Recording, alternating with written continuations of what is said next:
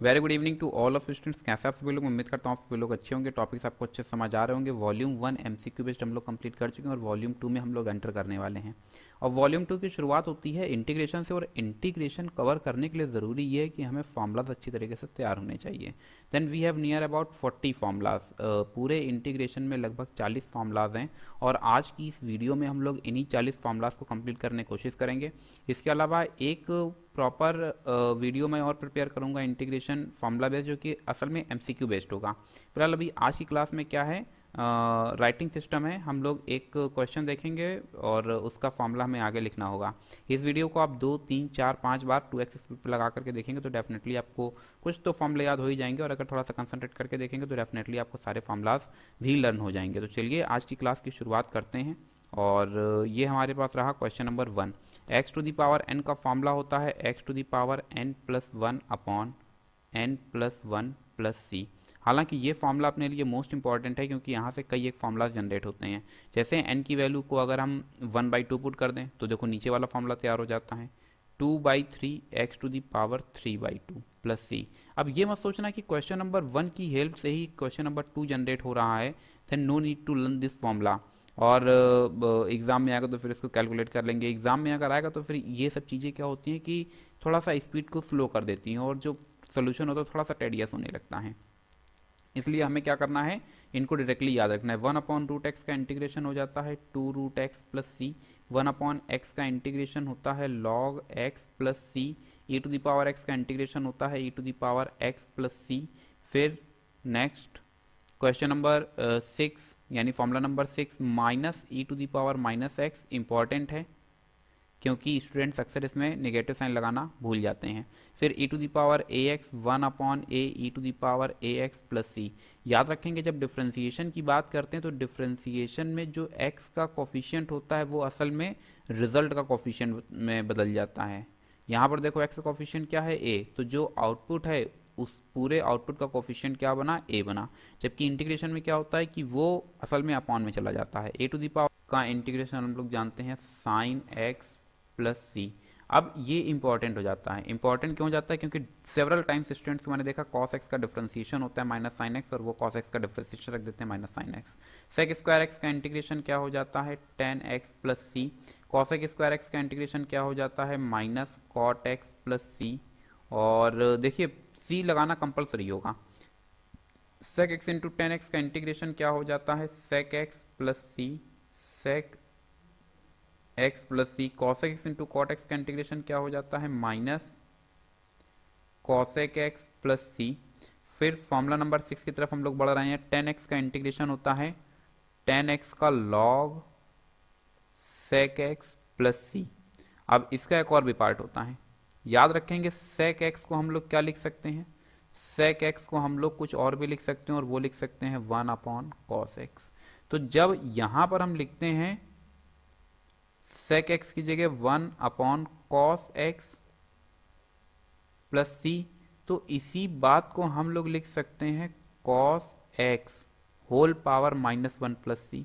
और ये एक प्रॉपर्टी जानते हैं, माइनस साइन आगे आ जाएगा log cos एक्स प्लस सी।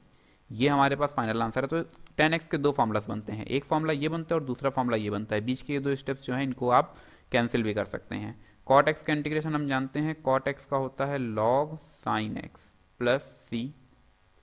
sec x का हम लोग जानते हैं log sec x plus ten x. देखिए ये इसके 2-3 फार्मूलाज होते हैं, लेकिन जो सबसे ज़्यादा यूज़ होता है वो यही होता है। एक दूसरा भी फार्मूला होता है log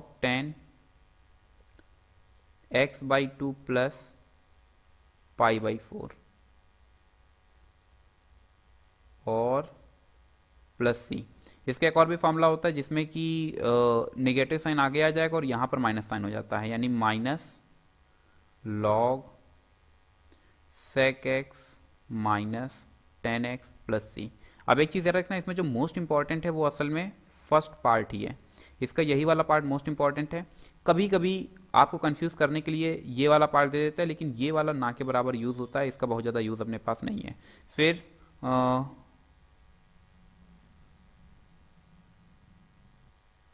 ये फॉर्मूला थोड़ा सा आपको दिख नहीं रहा होगा। नंबर 19 जो है वो है असल में इंटीग्रेशन cosec x dx। तो ये जो फॉर्मूला बनता है ये बनता है log cosec x minus cot x plus c। Question number 20 अपने सामने ये रहा, 1/√1 माइनस एक्स स्क्वायर, इसको हम लोग लिखते हैं sign inverse x plus c. फिर 1 सेम फॉर्मूला रहेगा, बस माइनस साइन आगे आ जाएगा तो ये बना देता है cos इनवर्स x प्लस सी। सेम प्रोसेस से ये बना देता है tan इनवर्स x प्लस सी। देखो आउटपुट दोनों सेम ही रहेंगे और ये वाला बना देता है minus cot inverse x plus c. ये जो आप देख रहे हैं समझदार हैं, sec inverse x plus c. अगर इन फॉर्मूलाज की हम बात करें तो इसमें फॉर्मूला नंबर 20 आपके लिए मोस्ट इंपॉर्टेंट है, कभी कभी कंफ्यूज करने के लिए इस तरीके की चीज़ें देगा। 22 आपके लिए इंपॉर्टेंट है और यहाँ से 24 आपके लिए इंपॉर्टेंट है। इसके बाद 25 नंबर आप लर्न रखेंगे, सेक इनवर्स पीछे था और ये बना देता है कॉसेक इनवर्स एक्स प्लस सी, लेकिन उतना इंपॉर्टेंट नहीं है। 1/x स्क्वायर का इंटीग्रेशन माइनस 1/x होता है, जबकि ये जो आप देख रहे हैं ये बना देता है साइन इनवर्स एक्स अपॉन ए। क्या बनाता है? Sine inverse x upon a plus c. यहाँ से जो बना रहा है वो बना देता है log x plus under root x square plus a square, फिर प्लस सी। यहाँ से आपको देखने को मिलेगा tan inverse x plus c, 1/a tan inverse x upon a plus c. अब अगर आप क्वेश्चन को देखें तो क्वेश्चन में बहुत ज़्यादा डिफरेंस नहीं है, दोनों ही चीज़ें डिनोमिनेटर में यहाँ पर आपको देखने को मिलेंगी, बस यहाँ पर स्क्वायर रूट लगा है और यहाँ पर स्क्वायर रूट नहीं लगा हुआ है। और आप देख रहे हैं केवल रूट लगने और ना लगने से पूरा फॉर्मूला बदल गया। इन दोनों में अगर आप देखेंगे तो दोनों में स्क्वायर रूट है, न्यूमेरिकली दोनों टर्म सेम है, लेकिन साइन का चेंजेस, यहाँ पर माइनस साइन है और यहाँ पर प्लस साइन है, और इसलिए क्या हुआ, पूरा का पूरा फॉर्मूला बदल गया। इसलिए मैं हमेशा बोलता हूँ कि इंटीग्रेशन की जो सोल है, जो आत्मा है, वो असल में क्या है, उसका फॉर्मूला है। Then you have to run all the formulas. मतलब एक इसके बाद मैं कभी टेस्ट पेपर फिर रन करूँगा, MCQ बेस्ड होगा, लेकिन आपकी जो फर्स्ट प्रायोरिटी होनी चाहिए वो आपको समझ आ रहा है क्या होनी चाहिए, that you have to learn all the formulas. इस वीडियो को 2 बार 3 बार 4 बार टेक्स्ट स्पीड पर लगा कर देखेंगे, ऑटोमेटिक आपको सारे फॉर्मूलाज याद हो जाएंगे। फिर next question number 30, x square minus a square. अब देखो अभी जो पीछे हम लोगों ने सीखा था वो क्या सीखा था, 1/√a square minus x square, तो फॉर्मूला कुछ अलग था। यहाँ पर देखो दोनों टर्म्स आपस में बदल गए तो फॉर्मूला क्या हो गया, चेंज हो गया। अब यहाँ पर जो फॉर्मूला बनता है वो बनता है log x plus under root x square minus a square plus c. फिर 1/a square minus x square, तो 1/2a log a plus x upon a minus x plus c. फिर यहाँ से 1/2a log x minus a upon x plus a plus c. अब आप देख रहे हैं क्वेश्चन नंबर 31 और क्वेश्चन नंबर 32, अगर आप ध्यान से देखें तो केवल टर्म्स को आगे पीछे कर दिया गया, और टर्म्स को आगे पीछे करने से पूरा का पूरा एक्सप्रेशन ही क्या है, चेंज हो गया है। 1 integration a square minus x square, तो 1/2 inside the braces x √a square minus x square. फिर a स्क्वायर अगर पॉजिटिव होता है तो अपने पास भी यहाँ पर पॉजिटिव ही आता है, plus a square sine inverse x upon a और साथ में प्लस सी। आप चाहें तो इसी फॉर्मूला को कुछ इस पैटर्न पर भी आप याद रख सकते हैं। 1/2 कुछ नहीं करेंगे, केवल 1/2 को हम अंदर भेज देंगे, तो 1/2 इन साइड दी ब्रेसेस आपको देखने को मिलेगा 1/2 ब्रैकेट यहाँ पर नहीं आएगा, ब्रैकेट यहाँ पर नहीं आएगा, थोड़ा सा 1/2 से मल्टीप्लाई कराओ तो 1/2 x under root a square minus x square plus a square by 2, और यहाँ से देखने को मिलेगा sine inverse x upon a plus c. Question number 34 की तरफ हम लोग आगे बढ़ रहे हैं। √a square plus x square, then 1/2, यहाँ से आपको देखने को मिलेगा x √a square plus x square plus a square log x plus √x square plus a square और साथ में यहाँ से प्लस सी। फिर हम लोग क्वेश्चन नंबर 35 की तरफ आगे बढ़ रहे हैं। 34 2 टाइम्स रिपीटेड है क्या? हाँ 34 2 बार रिपीट हो गया। चलो एक बार फिर से बता देते हैं। 1/2, इस बार 1/2 से अंदर मल्टीप्लाई करा देते हैं, then 1/2 x under root a square plus x square, फिर plus a square log x plus under root x square plus a square और साथ में प्लस सी। इस फॉर्मूले को अगर हम लोग देखते हैं तो लगभग ऊपर वाला फॉर्मूला जो है वही काफ़ी हद तक टैली होगा, बस यहाँ पर अगर ए स्क्वायर निगेटिव है तो फिर यहाँ पर ए स्क्वायर निगेटिव हो जाएगा, यहाँ पर बाई 2 भी आएगा और यहाँ पर भी क्या आएगा, बाई 2 आएगा। Log x plus under root x square minus a square plus c. मैं एक बार स्लाइड को पीछे कर देता हूँ, आप लास्ट पेज में देखेंगे ये फॉर्मूला नंबर 35 और अभी आप देखेंगे यहाँ से तो आपको देखने को मिलेगा फॉर्मूला नंबर 33। दोनों में कोई खास अंतर नहीं है, इसमें a square positive x square negative, जबकि 35 नंबर में a square negative x square positive, और इतना केवल चेंजेस होने से पूरा का पूरा फॉर्मूला क्या होता है, बदल जाता है। अभी आप क्या करेंगे कि जब आप नेक्स्ट वीडियो देखेंगे एमसीक्यू बेस्ड जो कि असल में इनडेफिनेट इंटीग्रल का होगा, तो आप वहां पर देखेंगे कि इस टाइप के ढेरों फॉर्मूलाज वहां पर यूज हो रहे हैं, और अगर ये फॉर्मूलाज आपको नहीं आते हैं तो डेफिनेटली फिर आपको दिक्कत होने वाली है। कॉसेक एक्स का एक फॉर्मूला होता है log 10x/2, तो ये फॉर्मूला बनेगा 1/2 log 10 x का हम क्या कर रहा है 2x प्लस सी। इसको थोड़ा सा हमने और सिंप्लीफाई कर दिया और सिंप्लीफिकेशन के बाद हमें देखने को मिलता है 1/2 log 2 से 2 कैंसिल हो जाता है तो log 10x प्लस सी। अब अभी एक कदम हम लोग पीछे चलेंगे, कॉसेक एक्स पीछे कहीं बता करके आए हैं, तो कॉसेक एक्स का ये फॉर्मूला अपने पास रहा। अच्छा उस समय देखो दिख नहीं रहा था। कॉसेक एक्स जो है इसका एक फॉर्मूला तो ये अभी आपको देखने को मिल रहा है log cosec x minus cot x plus c. एक फॉर्मूला और होता है, इसको हम लोग बोलते हैं log 10x/2 प्लस सी। अब एक सवाल उठेगा मन में, इस फॉर्मूले का यूज कब करें और इस फॉर्मूले का यूज कब करें, दोनों ही फॉर्मूलाज यूज होते हैं। इस फॉर्मूले का यूज हम लोग तब करते हैं जब असल में जो आर्गुमेंट है वो इवन मल्टीपल हो। कैसा हो, even multiple.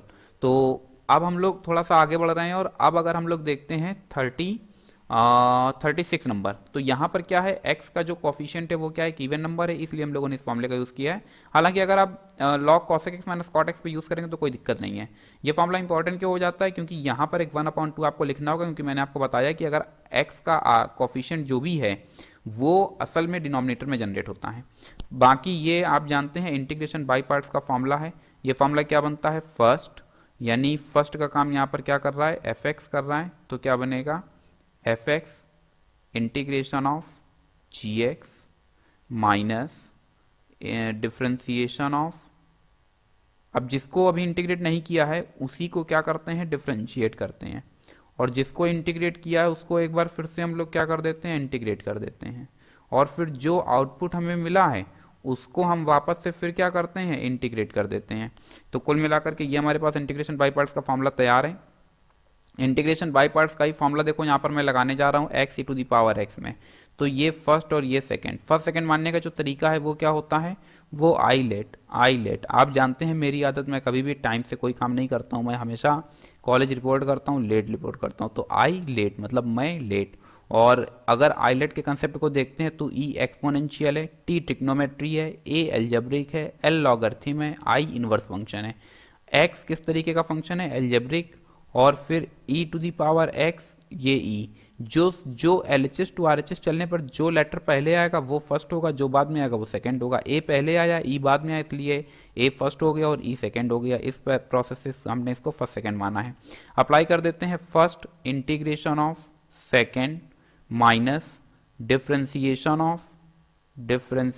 Of first integration of second और फिर whole integration.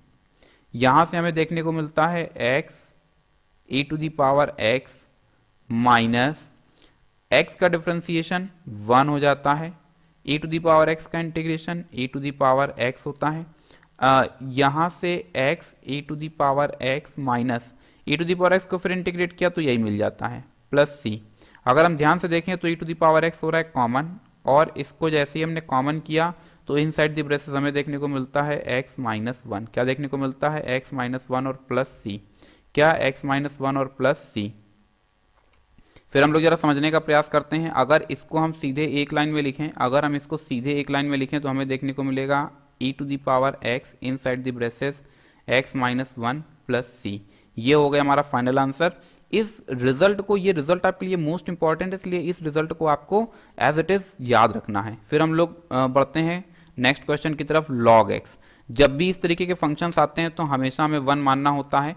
Integration by part किन जगहों पर एप्लीकेबल है, इसके 5 रूल मैंने आपको सिखाए हैं। आपके पास शीट होगी, उस शीट से आप देखेंगे तो आपको चीज़ें याद आ जाएंगी। 1 हमेशा कैसा फंक्शन होता है, सेकंड फंक्शन होता है। कई बार स्टूडेंट्स पूछ लेते हैं कि 1 फर्स्ट क्यों नहीं हो सकता है। अरे भैया, फर्स्ट को डिफ्रेंशिएट करते हो, 1 को डिफ्रेंशिएट करो तो 0 मिलेगा, सब खत्म हो जाएगा। चलो अप्लाई करते हैं। क्या हमें देखने को मिलता है, first integration of second minus differentiation of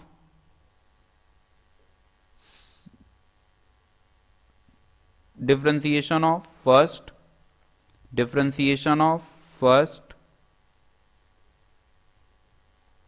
integration of second whole integration plus C.